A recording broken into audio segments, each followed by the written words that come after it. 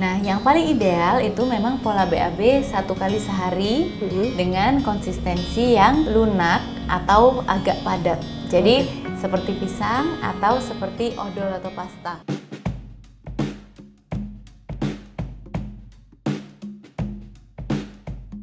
Hai parents, hari ini Mamin akan ngobrol bersama seorang dokter spesialis anak akan membahas mengenai pencernaan anak. Apa aja? Misalkan nih, pasti dong anak kita pernah susah pup, iya kan? Nah itu yang akan dibahas. Sebenarnya seberapa penting sih pencernaan pada anak? Hari ini Mamin akan ngobrol bersama seorang dokter, yaitu Dr. Aryani Dewi dari RSIA Bunda Jakarta. Ikut yuk!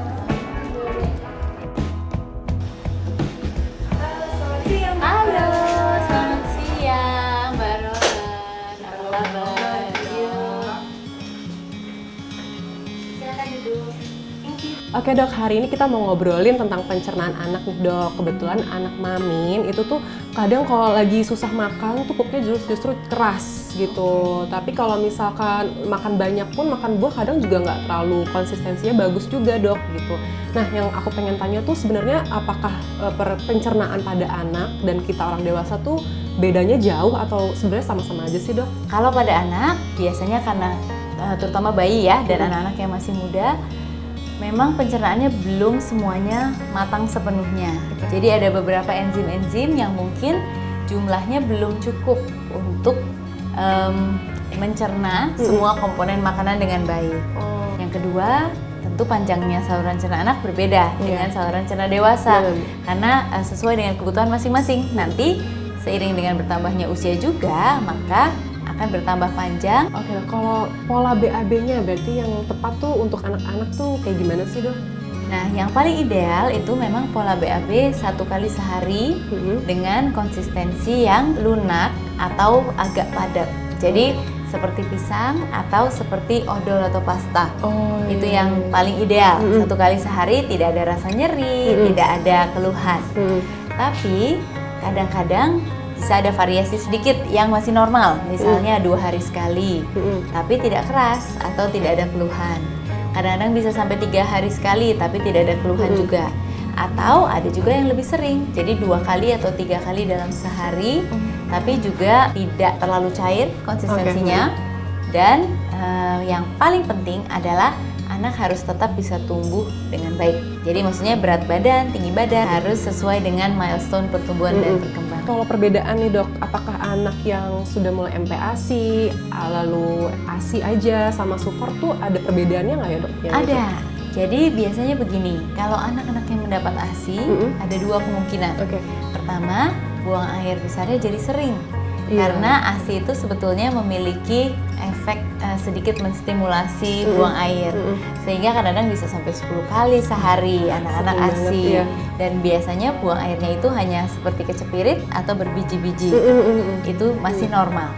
Tapi di sisi lain, seiring dengan bertambahnya usia, kebutuhan anak semakin tinggi. Sehingga kadang-kadang ASI diserap tanpa sisa. Karena ASI itu kan memang dibuat untuk kebutuhan bayi. Jadi kadang-kadang tidak ada sisanya karena semua bisa diserap hampir sempurna. Sehingga ampasnya hanya sangat sedikit dan tidak cukup untuk menstimulasi buang air. Karena itu setelah bertumpuk-tumpuk sekian hari bisa tidak buang air 5 hari atau 7 hari. Kemudian baru buang air sangat banyak. Nah, pada saat memulai ke arah MPASI tentu ada perubahan pola ya, hingga usus juga harus menyesuaikan. Kemudian usus akan mulai berusaha membuang ampas itu. Kalau kita terlalu cepat menaikkan konsistensi MPASI, maka usus kaget karena tidak terbiasa. Sehingga bisa mampet, kemudian bisa relatif terjadi konstipasi. Kalau sekali terjadi konstipasi, terjadi luka pada anus, apalagi sampai nyeri sekali, berdarah, anak menangis, keras sekali. Kemudian dia akan takut untuk buang air besar lagi di hari-hari selanjutnya. Mengobati konstipasi atau sembelit atau susah buang air besar itu tidak sulit. Tapi yang sulit itu adalah membimbing si anak yang sudah trauma, takut, bagaimana caranya supaya meyakinkan dia bahwa buang air besarnya itu sudah tidak sakit loh, kita sudah bantu dan kita harus memberikan encouragement atau dorongan bahwa it's okay, itu butuh waktu. Karena itu mengobati konstipasi atau sembelit nggak bisa cepet. Oke, anak aku juga waktu itu sempat trauma gitu dok, sempat yang buang air besar sulit, jadi besok-besoknya ditahan, dibawa kamar mandi udah tantrum gitu sih dok. Takut sekali ya. Nah, untuk mencegah itu, maka pemberian MPASI itu harus sabar, harus pelan-pelan. Mulai dari 1-2 kali sehari, sangat cair.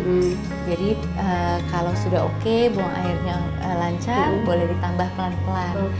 Boleh misalnya 2 kali konsistensinya dikentalkan sedikit, atau dijadikan 3 kali tapi dengan konsistensi yang sama dulu. Jadi bertahap dalam beberapa hari, naik sedikit demi sedikit, sehingga ususnya pun terlatih dan tidak mau.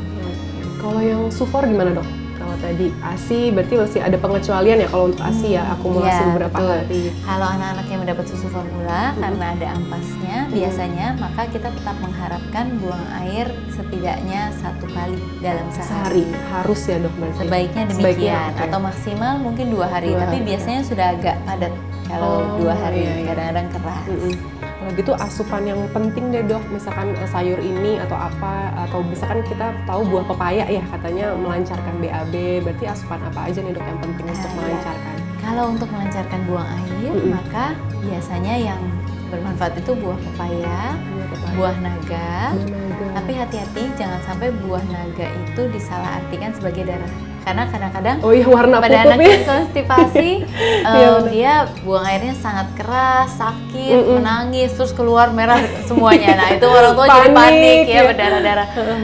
Hati-hati, jadi memang harus diidentifikasi. Kalau buang air besarnya cenderung sangat keras dan sering berdarah, saya cenderung jangan buah naga dulu nanti, karena bisa saru. Jadi saya betul. Tapi kalau buah pepaya boleh. Nah, pisang agak kontroversial karena pada sebagian anak pisang itu cenderung membuat lebih keras karena dia mengandung pektin yang memang membuat buang air lebih padat. Kan masih banyak buah lainnya ya, boleh dicoba yang lain. Kemudian apel juga harus agak dihindari dulu karena alasan yang sama. Tapi jus apel itu baik. Jadi direkomendasikan itu karena perbedaan konsistensi ya. Jadi kalau jus apel bisa membantu untuk pengeluaran BAB lebih baik. Yang lain lagi adalah serat juga bisa membantu asal tidak terlalu banyak, dan ini agar-agar. Jelly. Tapi jangan terlalu banyak dan harus hati-hati sekali memberikannya karena untuk anak-anak yang usianya di bawah 1 tahun bahkan mungkin sampai dengan 2 tahun ya, mudah tersedak. Jadi harus hati-hati sekali. Minum air yang banyak. Yang banyak pasti. Aku pernah baca nih dok, probiotik itu kan kalau di luar tuh udah dikonsumsi tuh setiap hari gitu ya, baik dewasa maupun anak-anak gitu kan. Kalau sedangkan kalau di sini tuh di Indonesia kayaknya aku baru dikasih tuh kalau anak aku tuh diare gitu.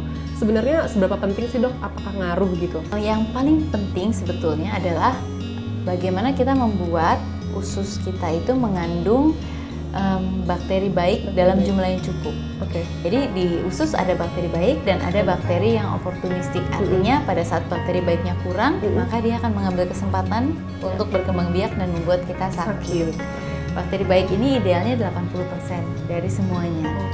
Apabila jumlahnya kurang, bakteri yang oportunistik tadi akan mengambil take over, kemudian membuat anak sakit, misalnya apa, diare itu ya. Nah karena itu diberikan kembali probiotik supaya mengembalikan keseimbangan ke semula, supaya bakteri jahatnya itu berkurang atau kalah. Nah jawabannya adalah apakah kita perlu minum secara teratur? Belum tentu, karena kalau usus anak kita sehat, untuk apa kita minum probiotik? Maka kita harus menjaga kesehatan usus dengan cara apa? Makan yang baik. Kalau bisa, sebisa mungkin makan makanan segar ya. Jadi jangan makanan yang sudah diproses. Kemudian yang ketiga, harus tidur cukup. Antibiotik hanya bila diperlukan. Terakhir nih dok, tipsnya untuk para parents untuk menjaga kesehatan pencernaan bagi keluarga, anak gitu apa aja nih dok? Untuk para parents, yang jelas ingat bahwa saluran cerna itu adalah entry masuk dari nutrisi bergizi yang kita berikan supaya nutrisi itu bisa masuk ke dalam tubuh, memberikan kesehatan dan tentu menutrisi semua organ di tubuh termasuk otak. Sehingga kita harus menjaga agar kesehatan saluran cerna ini tetap baik. Kalau ada masalah pencernaan, langsung dipastikan bahwa itu tidak apa-apa ya. Dan makan sehat, tidur cukup, dan juga jangan mengkonsumsi makanan-makanan yang kurang baik, apalagi mengkonsumsi antibiotik sendiri sembarangan, itu paling tidak boleh ya. Oke dok, terima kasih atas waktunya. Parents, thank you for watching. Nanti kita ketemu lagi di video-video berikutnya. Dan jangan lupa kalau kamu punya pertanyaan seputar tumbuh kembang anak, boleh banget ya.